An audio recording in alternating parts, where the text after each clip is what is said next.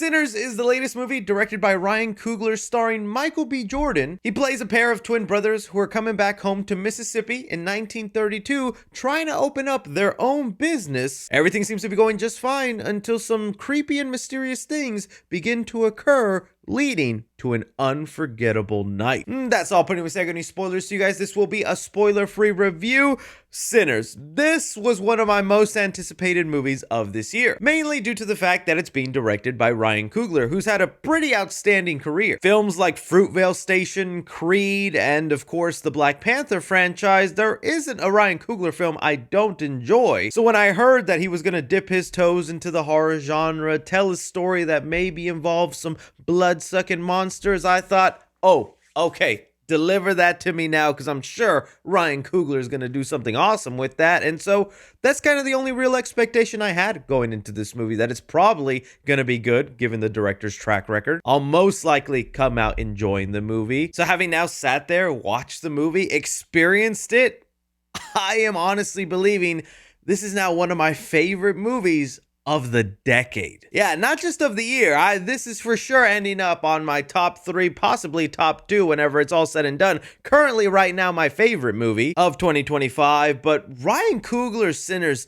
is one of those magical movies where you sit there, you experience everything that goes on in it, and the minute the credits start to roll, you finally lean back in your chair, let out a deep sigh, and you just say, what a freaking movie. There is so much to love about this film. So let me just start off with some of the things I really enjoyed about Sinners. For one, again, I truly believe Ryan Coogler is now firing on all cylinders. This movie has now put him on a different pedestal where you really do get to appreciate what he's trying to do as a filmmaker. Sinners is kind of a blend of different genres. There are moments where I completely forgot that this is a horror movie, that there are going to be some supernatural elements come towards later on in the movie, because the movie just front loads you with so much rich style, culture, and these performances. Michael B. Jordan as these twin brothers Smoke and Stack, just really great work there. I expected no less from Michael B. Jordan. I already knew he was great at playing these charismatic, charming characters that could light up a room with their smile, but they're also supposed to be gangsters in this movie. And when those moments come, they are threatening. They feel like they're forces you don't want to mess with, but they're also well-rounded characters because at the end of the day, they're brothers who love each other, and there's some great emotional stuff that happens there. Haliee Steinfeld, oh my goodness, another amazing performance. The way Haliee Steinfeld was portrayed and done in this movie, not at all what I was picturing from the trailers. But it was a pleasant, unexpected surprise, because every minute of screen time you get with her, eyes were glued to the screen, and if I had me a fan and I was a 50-year-old little lady, I'd be like, oh my, Haliee Steinfeld, I don't know if you can say those things. But I started highlighting Michael B. Jordan and Haliee Steinfeld because, you know, they're the faces you kind of see a lot throughout the trailers, and you expected them to have big roles, which they do.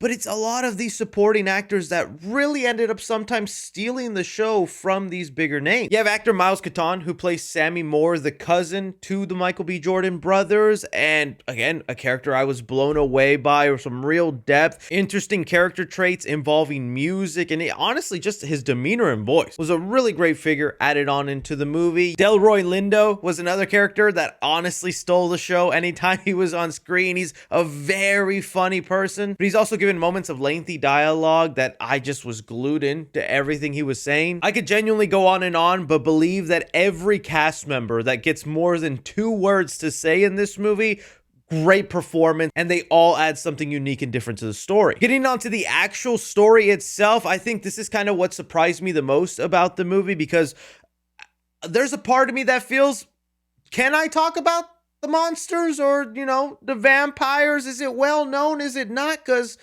I had a real feeling when watching this movie that I think there was a world where the monsters, these vampires, were not supposed to be marketed in the movie. That's also where I want to help kind of tame and check expectations, because I'm not kidding when I say for about 60 to close to 70% of this movie, there ain't much of that supernatural vampire action. And that is a risky move to take with a movie like this that you're marketing as a vampire flick. And I'm not gonna lie, if someone told me that before going in to see Sinners, it would have kind of already set me up in a kind of disappointing way. But The movie, like I said, is so well done with building up its world, its characters, putting you in this 1932 Mississippi Jim Crow era atmosphere that I was like a good hour, 30 minutes into this movie, and I was like, oh crap. Vampires are supposed to show up at one point. But that didn't hit me in a way of like I'm bored or anything. I was just already so deeply invested into these characters and what they're trying to do. And it's an approach that really paid off once those shenanigans started going down. Because by the time body parts start flying and characters start dying or things start getting really tense, you are now that much more glued in because you've taken the time to really get to know these twin brothers, their cousin, this friend, that friend. And this risky approach can really be said for a lot of different things throughout the movie. Take even its aspect ratio changes. Some of you might have seen that Ryan Coogler video where he goes on to explain the different aspect ratios and the different screenings maybe you can attend in your area. I highly recommend you check this out in IMAX. This is a movie that puts so much love and attention into its sound and picture that I think you'll get the full experience watching it that way. And there are moments where like the change in aspect ratio is pretty jarring, but there's also another moment where it was used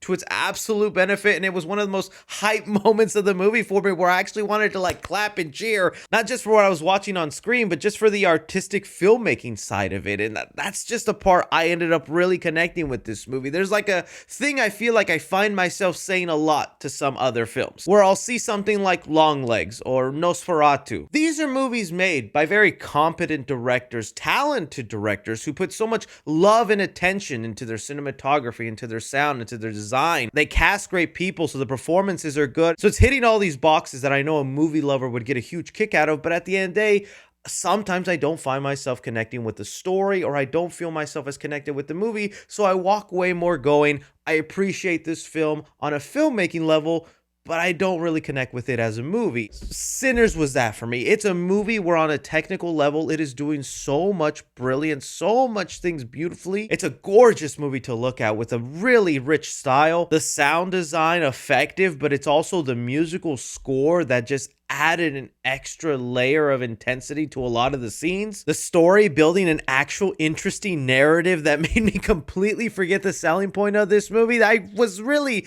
more invested into these brothers trying to start this business, what it meant to them and their people, how those themes then tie into then monsters showing up later on, and getting back to this movie kind of being riskier and different in its approach.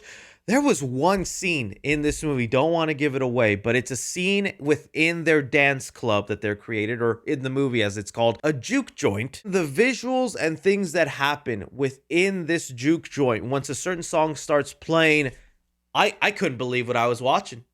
Any other person would have fumbled that scene or would have made it so corny, so weird. I think some people might not jive with it, but the way it unfolded and it blended together all these different genres into one moment, I was like, Ryan Coogler, you madman.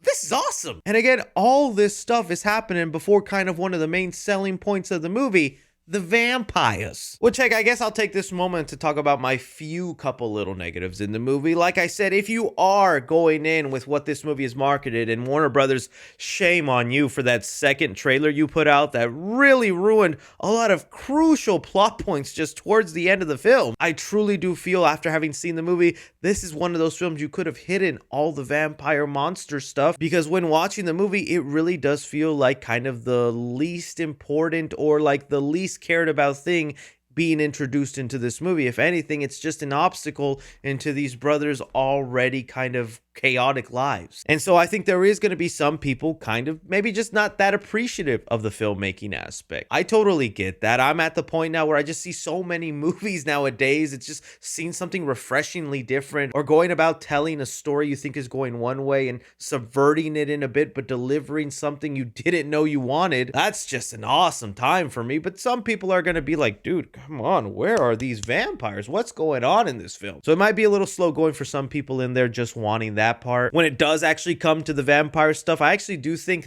that was the most simplistic and just repetitive thing that's been done in a lot of movies. You know, so much of the film already was being new and different and trying to do its own thing. You get to the vampire stuff, it's the cliche tropes and things that already happen in most vampire movies. Not as to say there isn't a little fun magic in there. Like, I really did love the touch of the red eyes and the certain look they gave those vampires. Ryan Coogler recently mentioned his inspiration for the red eyes on some of the vampires was death from Puss in Boots: The Last Wish, and that's how I know Ryan Coogler knows ball. But really, that's all just such a minor gripe. And, you know, some people were asking me before this movie came out, I got the question a couple of times, Chris, you think this could be the next cinematic horror universe? You know, because there's always been someone trying to do that in a world where, like, vampires or other monsters exist. And, you know, honestly, I didn't know how to answer that because it felt like this wasn't the kind of movie that's starting a franchise. It looks like it's just really trying to tell a one-and-done story. But Ryan Coogler, being the great filmmaker he is, there are little seeds and things you can maybe pick at and go, oh, this is a bigger universe. There's more going on here. It's not just this stuff. You know, there was like one scene involving a group of Native Americans where you can really pick out like, okay, that means something, but the movie doesn't dive into that. And yes, like you might have heard, this is a movie also with a post-credit sequence. And nowadays now, when you hear about a movie with a post-credit sequence, it can kind of taint a movie because it's just like, oh, sequel baiting again. I think this is one of the best uses of a post-credit sequence, and really, again, is just a compliment to somebody who cares about their story and their craftsmanship. Right before the post-credit scene happened in this movie, I was like, I really love that. This was a good movie. I don't know if I can give it the highest grading, though, on my rating scale. I just feel like some people aren't going to be able to get with such a long wait to get to the vampires. There's other little interesting, weird things in there that I appreciated and liked. It's risks it was taking, but some people might just think that's weird and unnecessary. When that post-credit scene happened, it was just a nice way to wrap up the entire story. Give it a nice epilogue, if you will. And I guess there's a way you could imply it maybe teases something else if they want to, but to me, that post-credit scene bookended the movie and wrapped things up in such a satisfying way. I was just happy with this film at the end of the day. And it honestly feels so good to feel this way about a movie because I was talking about it for the past couple weeks, and almost every time I go to review a new 2025 movie, there's been movies I liked and movies I enjoyed, but I've gotten the question now, Chris, what's your favorite movie of 2025 so far? And there hasn't been a movie I watched this year where I felt that strongly about going, that's my favorite movie. I'd just be like, yeah, I like this one a lot. This one was good.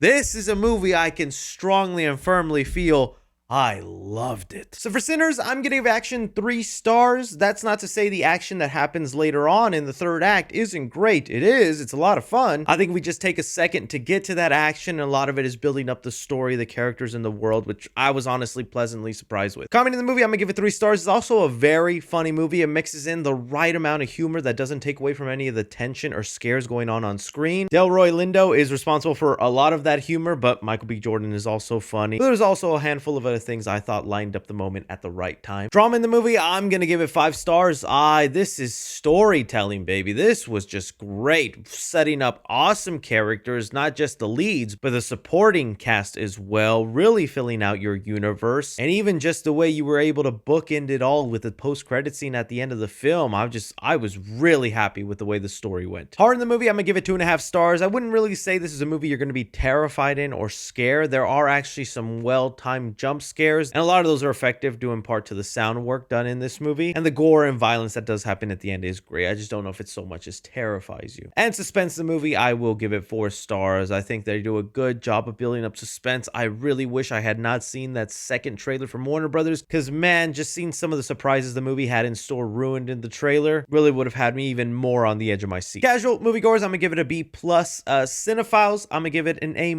And critically, I'm gonna give it an A+. For me, Ryan Coogler Sinners deserves the 3C guarantee. Again, that's just my opinion on the movie, guys. I really hope I'm not overhyping it for you or setting you up for failure. I truly do think this was a magnificent movie, probably my favorite one from Ryan Coogler, and it is currently, as of right now, my favorite movie of this year, and I feel so happy finally having a movie that made me that excited about films in 2025. Let me know what you guys thought about Sinners, if you got around to seeing it, what you enjoyed, what you didn't enjoy, any surprises that the movie had that blew you away, anything, everything. Be sure and like, subscribe, follow me on Twitter at 3C Films or on TikTok at 3C Films. But as always, I'm Chris. Take care.